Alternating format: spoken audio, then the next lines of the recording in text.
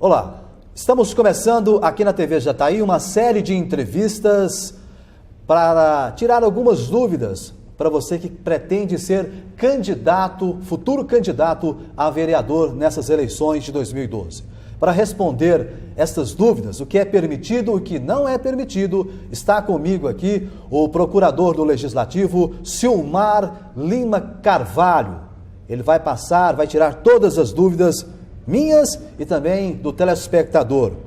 E você que pretende ser candidato a vereador nas próximas eleições deste ano, pretende usar ou pretende sentar numa dessas cadeiras aqui no Legislativo, ter um salário aí de mais de R$5.000, ter 4 assessores e mais alguns privilégios, outras regalias.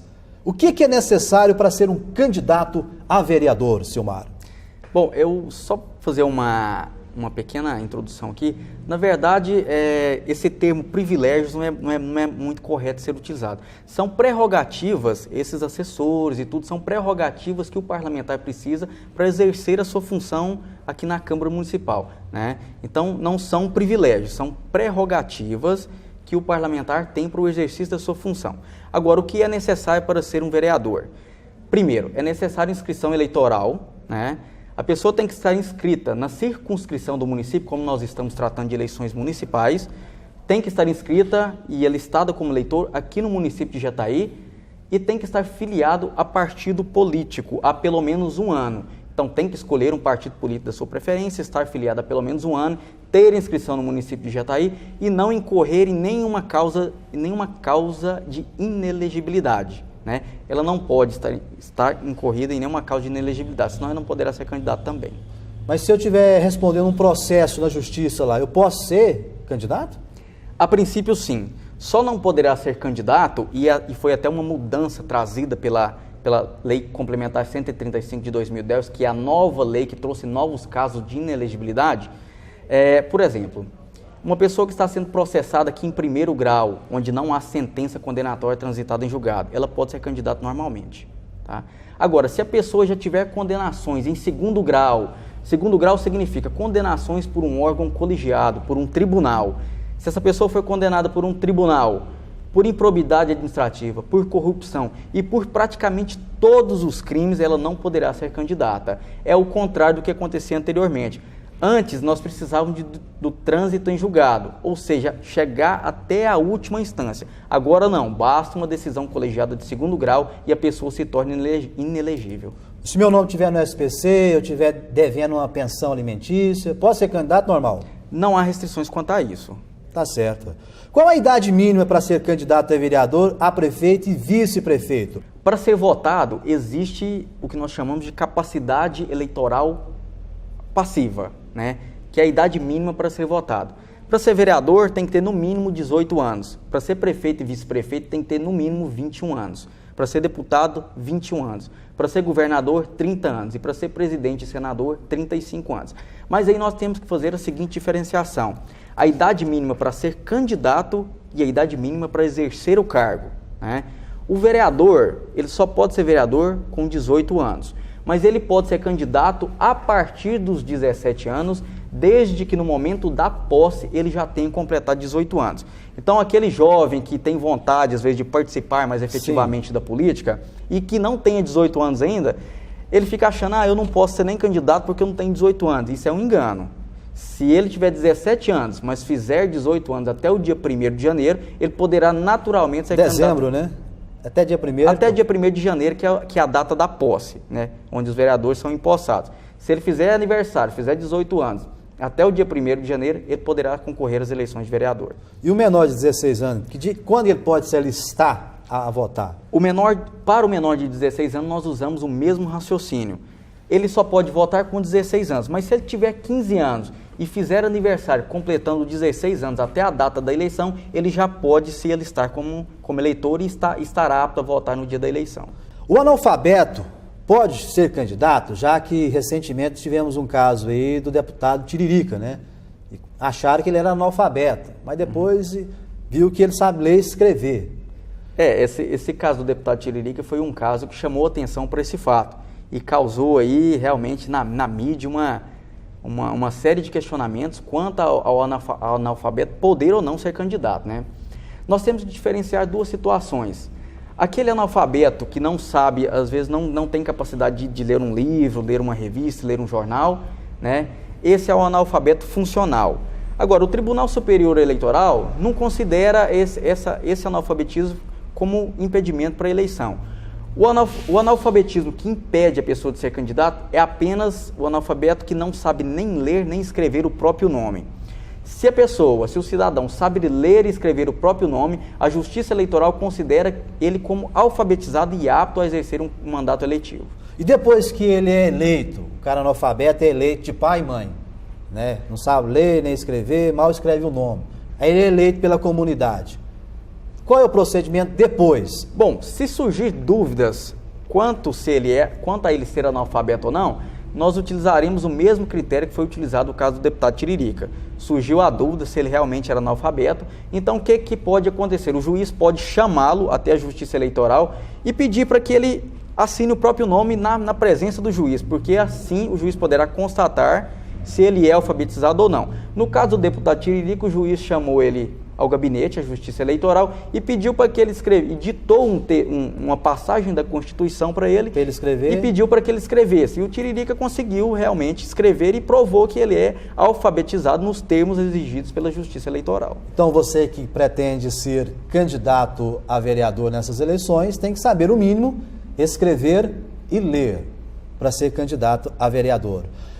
Nós sabemos outro detalhe interessante que a gente elaborou aqui. A cadeia pública está cheia, está lotada, com mais de 200 presos. O preso pode votar? Olha, a situação do preso é interessante. E aqui também nós temos que fazer duas distinções. Nós temos que distinguir o preso com sentença penal condenatória com trânsito em julgado e o preso que está lá apenas de passagem. De passagem que eu digo é cumprindo prisão provisória, temporária, prisão em flagrante e outros casos de prisão. O preso com condenação transitada em julgado, ele tem os seus direitos políticos suspensos. Então, nesse caso, ele não pode votar. Agora, o preso que está lá apenas provisoriamente, ele tem o direito sim de votar. Agora, existe toda uma dificuldade logística da Justiça Eleitoral em promover, em levar para dentro do presídio uma sessão para realizar essa eleição. Aí existe todo um cuidado com a segurança dos mesários, com a segurança do juiz eleitoral e muitas vezes esse procedimento não é realizado no Brasil pela falta de estrutura logística para realizar essa votação dentro dos presídios. Que ele pode votar, ele pode. Pode, ele tem o direito de votar. Só que não tem estrutura para ele votar, por isso ele não vota.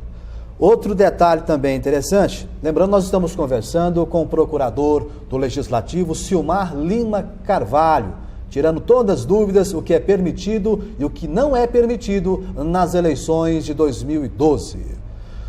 Há de conhecimento da comunidade, nós estamos sabendo aí que vários vereadores têm eleição primeira, segunda, terceiro, quarto mandato, quinto mandato.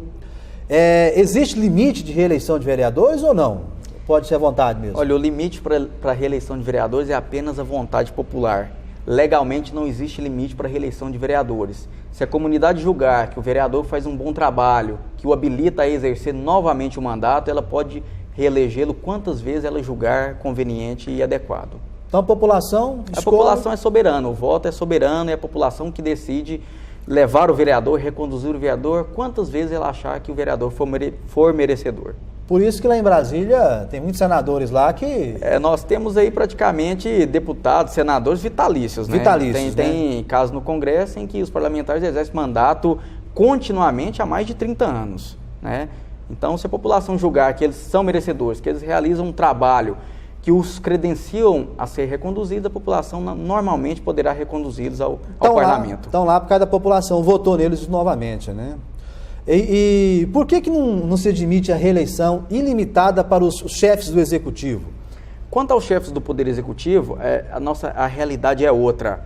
Até o primeiro mandato do Fernando Henrique Cardoso não podia nem ter reeleição no Brasil. Aí passou a emenda da reeleição que permitiu apenas uma reeleição para os cargos do Poder Executivo, que são os cargos de prefeito, governador e de presidente. Por que isso funciona dessa forma? Por que os vereadores podem ser reeleitos quantas vezes quiserem E os prefeitos, os governadores e os presidentes só podem ser reeleitos uma vez. Porque nós vivemos em uma democracia, em um princípio republicano. E dizer que nós vivemos em uma república e uma democracia significa dizer que deverá haver alternância do poder. A alternância do poder ela é necessária para oxigenar as instituições, trazer renovações ao poder. Porque se contrário fosse, nós estaríamos, na verdade, em uma monarquia, né? Que é o exercício do poder de forma ilimitada pelo chefe do Poder Executivo, né? Isso não existe no Brasil e nós acreditamos que esse realmente é o modelo que nós julgamos adequado, porque justamente para trazer essa oxigenação aos poderes, para trazer novas ideias, para trazer modernização ao Poder Executivo.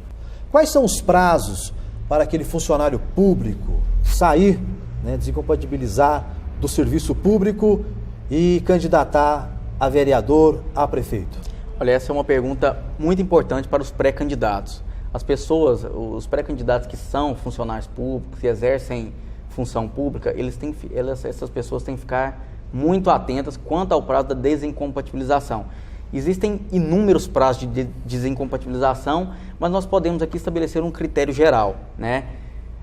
Para aqueles servidores efetivos, a desincompatibilização geralmente se dá com antecedência mínima de 3 meses, né? Agora, para os casos em que a pessoa deseja ser candidata a prefeito ou vice-prefeito, essa desincompatibilização, em regra, deverá ser feita com, no mínimo, 4 meses de antecedência. Agora, eu vou até sugerir aqui, porque não é possível aqui elencar todos os prazos de desincompatibilização, porque são muitos na legislação, né? Então, eu vou sugerir aqui que o pré-candidato vá ao site do Tribunal Superior Eleitoral, porque lá tem um link que vai dar todos os prazos de acordo com a condição dele. Ele poderá saber exatamente qual é o prazo de desincompatibilização. Basta que o pré-candidato entre no site do TSE e vá no link jurisprudência, que dentro desse link ele encontrará todos os prazos de desincompatibilização. Muito bem, nós estamos conversando com Silmar Lima Carvalho, procurador do Legislativo aqui em Jataí, tirando todas as dúvidas, respondendo o que é permitido e o que não é permitido nas eleições de 2012.